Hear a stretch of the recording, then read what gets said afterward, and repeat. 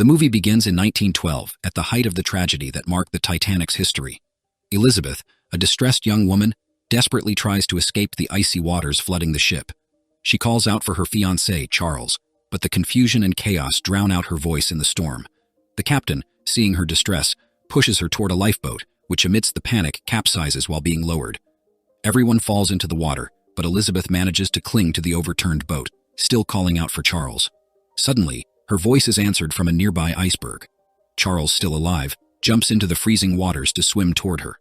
However, before he can reach the boat, a sinister force emerges from the depths. A reanimated corpse appears, pulling Elizabeth into the depths. Cut to 110 years later, and the Titanic III embarks on a new voyage, following the original route of the sunken ship. A journalist explains that the ship will stop at the wreck site to honor the more than 1,500 victims. At the dock, a man and a woman arrive excited, observing the new Titanic. He suggests she stop looking at her phone and admire the ship, complaining about the profits made from the tragedy. The woman finally looks up, realizing the man is filming everything for his followers. Soon they are surrounded by fans eager for photos, and then they record an energetic video before boarding.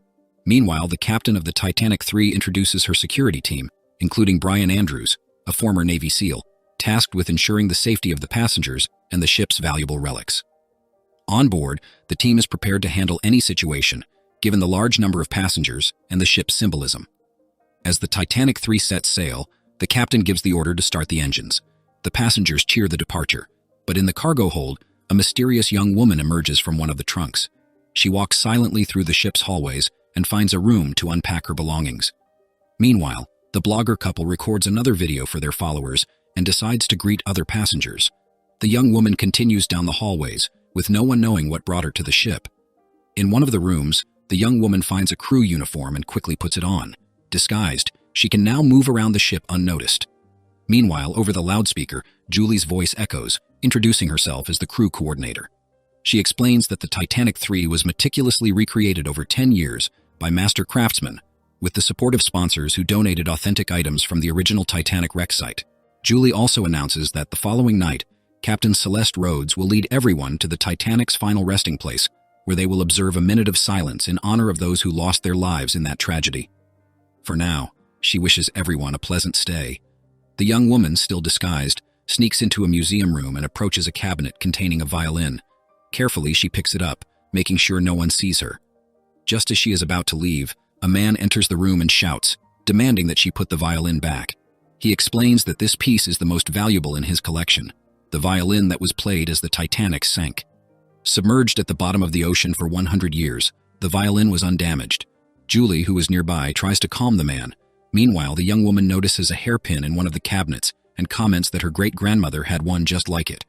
Furious, she realizes that the man has stolen items from the Titanic's final resting place. She reminds him that the Egyptians buried their treasures with the dead, cursing anyone who dared to touch them. The man, annoyed, asks who she is. Julie, not knowing who the girl is, simply asks her to leave.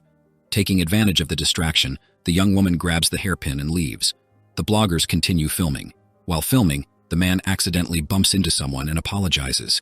He hears a sharp response and is warned to stop looking at his phone. The woman then intervenes, saying that it was she who bumped into him. The man turns around and begins to compliment her, which makes her companion uncomfortable, but they continue exploring the ship.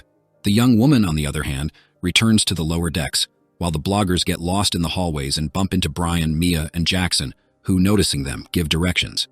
Elsewhere on the ship, Professor Hal is talking to a passenger, showing him an engagement ring that, according to him, belonged to Captain Edward Smith. The man immediately expresses interest and asks about its value. Professor Hal, with a polite smile, disappoints the man, saying that the ring is not for sale. However, he offers other valuable relics that the visitor might want to buy. Hello, my dear friends. This is the summary of the movie, Titanic 666. I hope you're enjoying it. Comment, great. So we know you paid attention to every detail in the video. Now let's continue. After a brief exchange of pleasantries, they both head to the lower deck to see the other items. Meanwhile, the mysterious young woman begins performing a ritual on the upper deck. She takes a photo of Captain Edward Smith from her bag and, with a fixed gaze, starts calling the spirits of death. In the ballroom, Gaia's concert begins, filling the air with intense music. Captain Celeste, in her cabin, prepares for the event while having a video call with her fiancé. Mia and Jackson, still exploring the ship, soon notice the girl performing her ritual. Not understanding what she is doing, they start to leave discreetly, but she suddenly makes an abrupt gesture and cuts her hand. They decide to move away, but suddenly the door bursts open with a loud noise. Startled, they turn to see their fan, Nancy, who had been watching their live broadcast and decided to join the exploration. The girl, completely unaware of their presence, continues with her ritual. At that moment, the ship's walls begin to tremble, and the blogger's camera unexpectedly shuts off. Jackson, with a worried expression, suggests they move as far away as possible from that strange woman. Mia and Nancy follow him, feeling a growing tension. Meanwhile, in Captain Celeste's cabin, she prepares for the big event, talking to her fiancé when the lights begin to flicker. When she tries to continue the conversation, she realizes the connection has been cut. In the hallway, Mia, Nancy, and Jackson continue their walk, and Nancy reveals that she has been following them for years, deciding to book the cruise just to accompany them. Impressed by her dedication, the bloggers follow her to her cabin to charge their phones. At that moment, the professor runs up to Jackson, accusing him of being careless. He looks at Mia and laughs, but Nancy, thinking the professor is another fan, proudly mentions they have 12 million followers. The professor, hearing this, changes his attitude and immediately asks Nancy to leave. Mia, realizing the situation, tells the fan to stay and calls the professor rude. He completely ignores the young woman and, with a disdainful attitude, offers relics, including a blue diamond, which he claims would be perfect for Mia. Indignant, she walks away and demands that he respect her. Jackson, already irritated, intervenes and forces the professor to leave. Before the concert begins, Julie announces that the ship has arrived at the site of the tragedy, and everyone will observe a moment of silence to honor the dead. Meanwhile, the young woman continues her ritual, immersed in her own macabre ceremony. When the moment of silence ends, Julie thanks everyone and announces the beginning of Gaia's concert. The exact moment she finishes, the girl performing the ritual sees Captain Edward Smith, her great-grandfather, appear before her. His presence seems to change the atmosphere. Meanwhile, Mia and Jackson on the deck decide to film a video. Suddenly, Mia hears soft music, and to her surprise, a ghost with a violin appears behind them. Enchanted by the melody, she invites Jackson to dance. During the dance, something strange happens. The electricity on the Titanic 3 briefly fails, plunging the ship into darkness. While they dance, a terrifying sound begins to spread throughout the ship. Mia, desperate, covers her ears and begs for it to stop, but Jackson doesn't know how to help. The ghost with the violin is now very close to them. She screams, unaware that the spirit is pulling Jackson into the fog.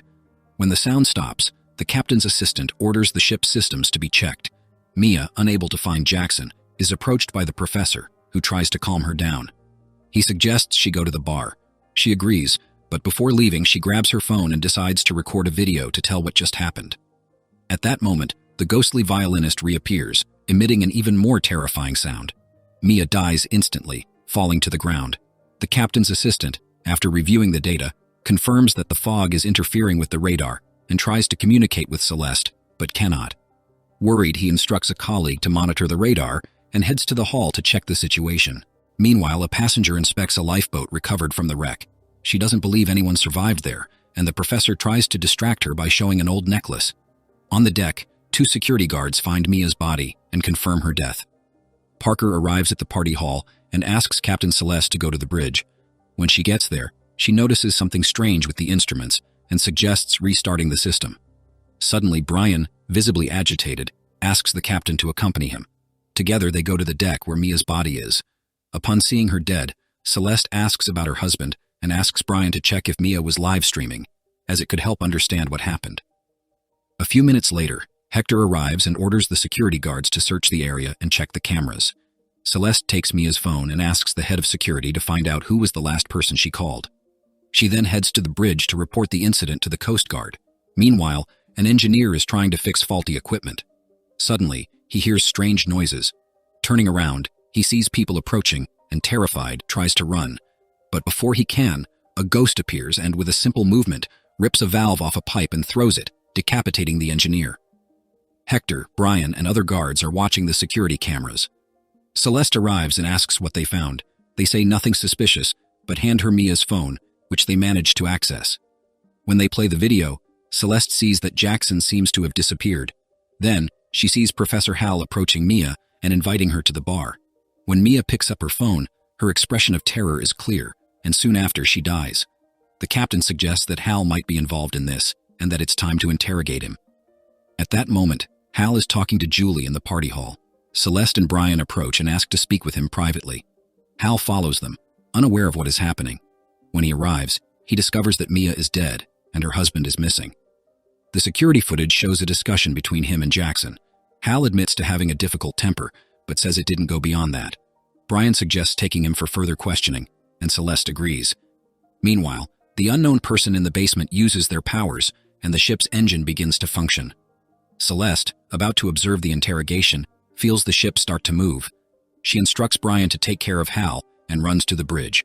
As soon as the door closes, Brian, frustrated, asks Hal when he will learn to control himself.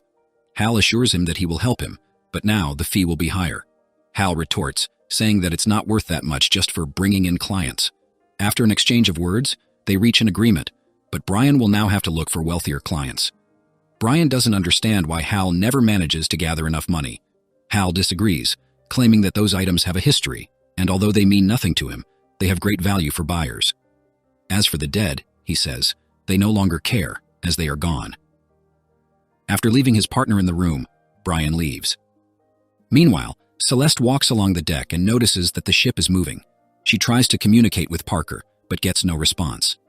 Upon reaching the bridge, she asks what's happening and why the ship is moving. The assistant informs her that something is blocking the system, and no one knows what's going on. They've already tried restarting, but it didn't work.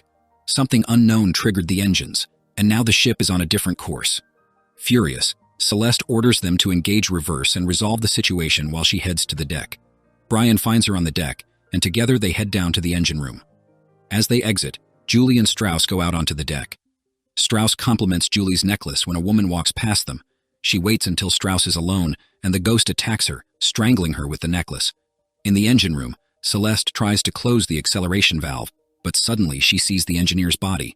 In panic, she tries to contact Parker, but the radio isn't working. Realizing they need to shut down the ship, she begins to fix the systems, but nothing works. The computer is frozen, and the valve isn't moving.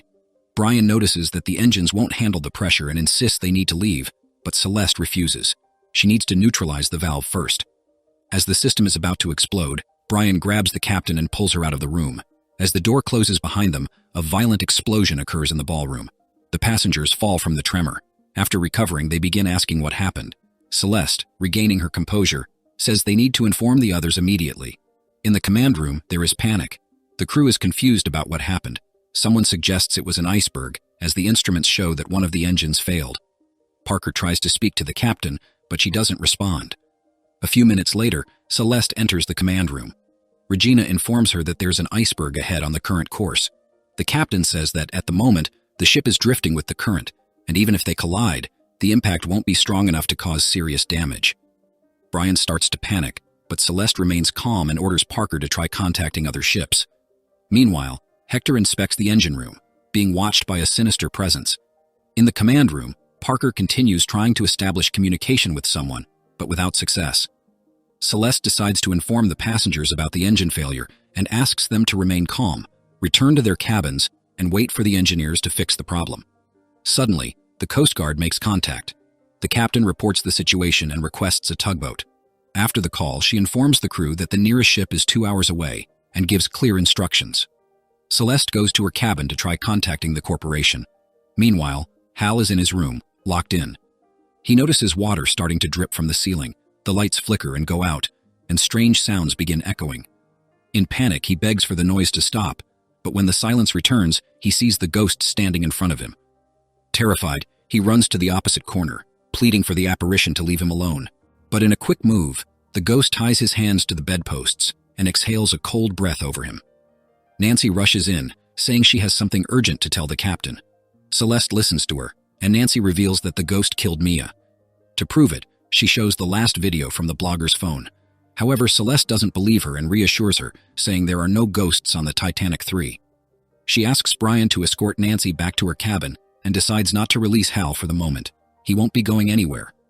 After the announcement, the passengers begin to return to their cabins. Brian goes to Hal's room. Upon entering, he finds the man lying on the floor, confused and terrified. Hal begs Brian to stay away, but when he helps him up, the man asks to be taken to Celeste. Once in front of the captain, Hal explains that he saw a strange creature, something he can't describe, but he felt death was very close. Furious at being locked up, he threatens the captain with lawyers and demands the ship be turned toward New York. At that moment, one of the guards enters, saying he hasn't found Hector anywhere. The captain asks Brian to escort Hal back to his cabin and then go with Sykes to the engine room to search for Hector. The men leave, and Celeste tries to contact the head of security via radio.